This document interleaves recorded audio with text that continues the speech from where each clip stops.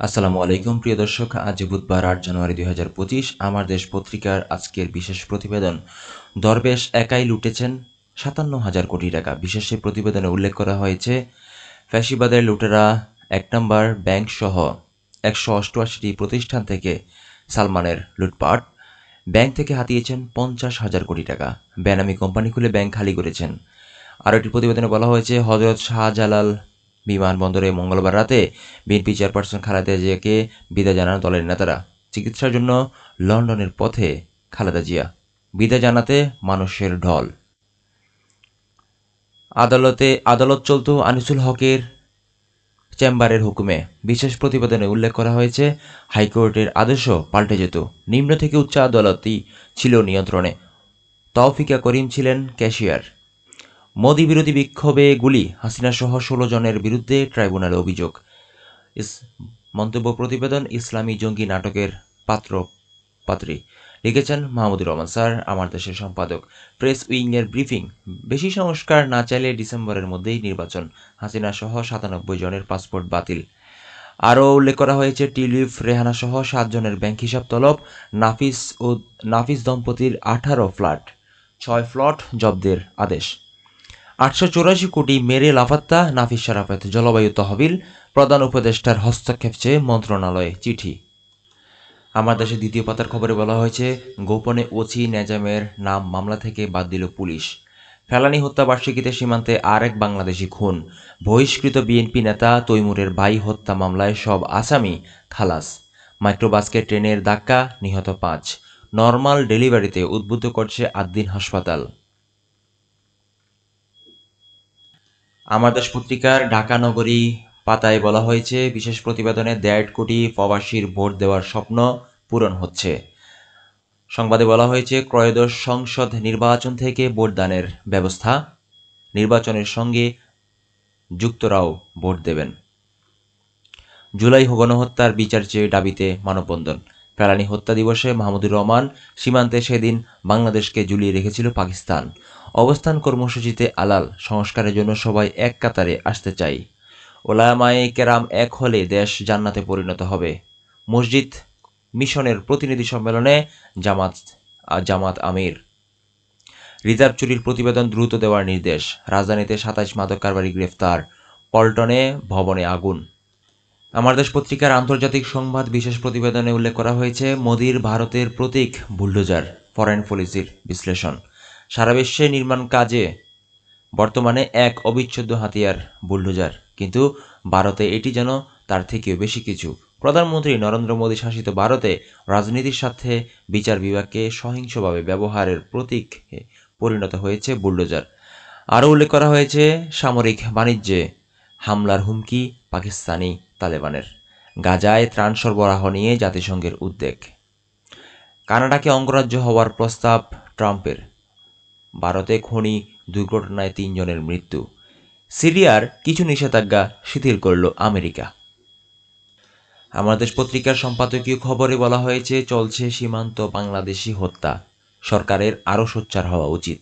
দিল্লির আশ্রয় হাসিনা, নিরাপত্তা ঝুঁকিতে বাংলাদেশ। লিখেছেন আলফাজ আনাম। বিশেষ প্রতিবেদনে বিশেষ কয়েকটি লাইন উল্লেখ করা হয়েছে।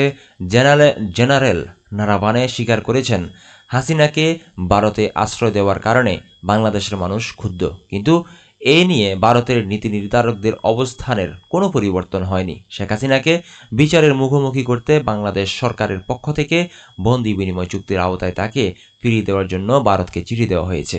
ভারত এই ব্যাপারে এখন পর্যন্ত নীরবতা পালন করছে। শেখ হাসিনা যে একজন অপরাধী, ভারতের গণমাধ্যম কিংবা বুদ্ধিজীবীরা তা স্বীকার করতে চান না। হাসিনার পতনের শোকে তারা মুখ্যমান। আরও উল্লেখ করা হয়েছে বৈষম্যহীন দেশ গড়তে নাগরিক কর্তব্য। ডক্টর ফাহিমা খানম। উল্লেখ করা হয়েছে সচেতন নাগরিকদের এই ঐক্যই স্বৈরাচারীর ক্ষমতার মসনদে কাঁপন ধরিয়ে দেয়। 5 আগস্ট 2024 এই ছাত্র জনতা পতন ঘটায় স্বৈরাচারকে। বাংলাদেশের ছাত্র জনতা বিজয় শুধু দেশের ইতিহাসেই নয়, পৃথিবীর বুকে এক অসীম সাহসিকতা ও বিজয়ের নজির স্থাপন করে। দ্বিতীয় এই স্বাধীনতার পরও এক দলের ছোবলের চেষ্টা বন্ধ নেই। নতুন সরকারকে একদিকে যেমন সামাল দিতে হচ্ছে 15 বছরের বয়াল দুর্নীতি ও অব্যবস্থাপনাকে, অন্যদিকে বারবার সরকারকে ব্যর্থ করা ষড়যন্ত্রে রুখে দিতে।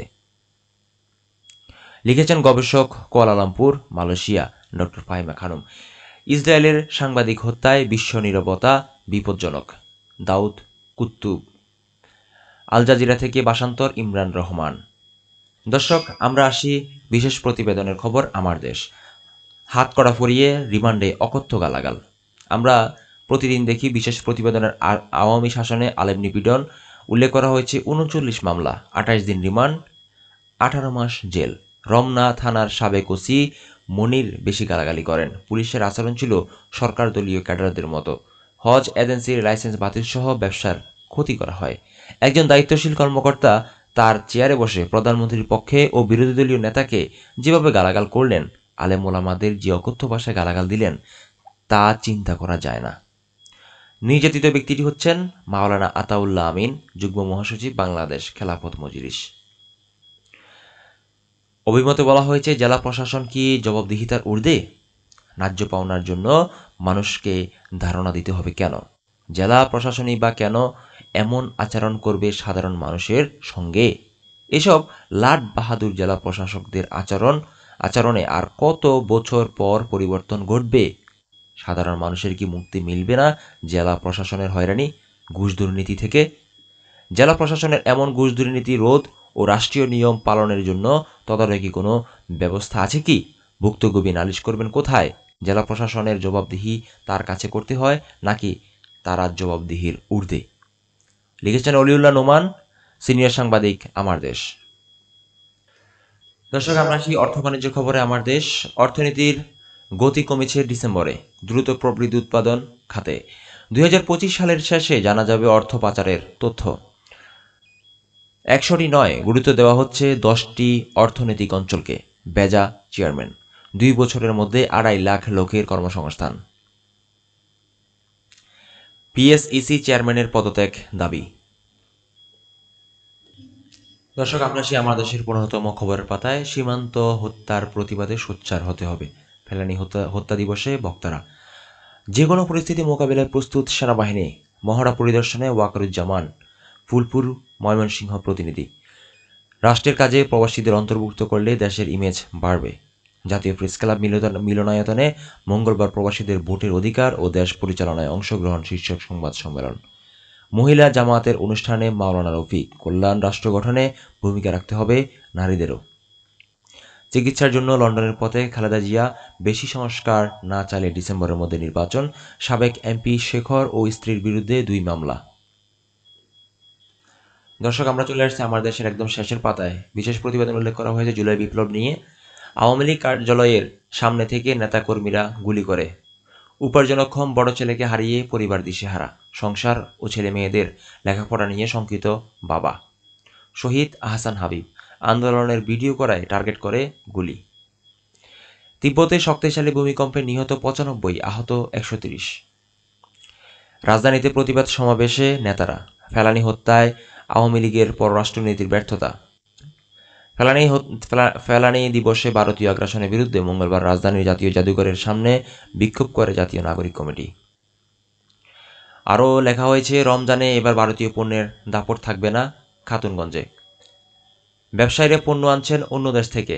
আমদানি চাহিদার চেয়ে বেশি। কারসাজি না হলে দাম থাকবে হাতের নাগালে। প্রধান বিচারপতি বললেন, জুলাই গণহত্যার ন্যায় বিচার দেখতে চাই। বিএনপির স্থায়ী কমিটির সভা, অন্তর্বর্তী সরকারের অধীনে স্থানীয় নির্বাচন নয়। এত অবৈধ অস্ত্র ও অস্ত্রধারীরা কোথায়? রাজশাহীর চিত্র। হামলার ব্যবহৃত অর্ধশত অবৈধ অস্ত্রের হদিস মিলছে না। আওয়ামী লীগের 5 শতাধিক নেতাকর্মীর হাতে ছিল ধারালো অস্ত্র। সাংবাদিকদের শিক্ষা উপদেষ্টা, শিক্ষার্থীরা কবে সব বই পাবে জানি না। সাংবাদিকদের শিক্ষা উপদেষ্টা। আজকে এই পর্যন্ত, দেখা হবে পরবর্তী ভিডিওতে। আসসালামু আলাইকুম।